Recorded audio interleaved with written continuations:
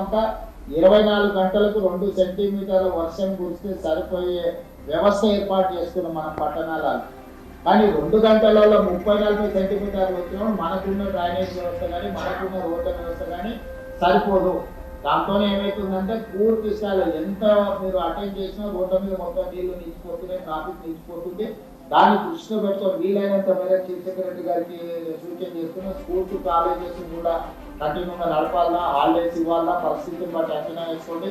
అదేవిధంగా IT professionals కూడా work from home చేయడానికి అవకాశం ఉంటే వాళ్ళని కూడా అప్రమత్తం చేయండి. వీలైనంత మేరకు ప్రజల్ని రోడ్ల మీదకి రాకుండా జాగ్రత్తగా సేఫెస్ట్ ప్లేస్లో ఉండేటట్టు డిపార్ట్మెంట్ పరంగా అప్రమత్తం చేయండి. మీరు కూడా డిఫరెంట్ డిపార్ట్మెంట్స్ నేను special chief secretary IT and వాళ్ళకు కూడా సర్వే కూడా నేను ఇన్స్ట్రక్షన్ ఇస్తున్నా.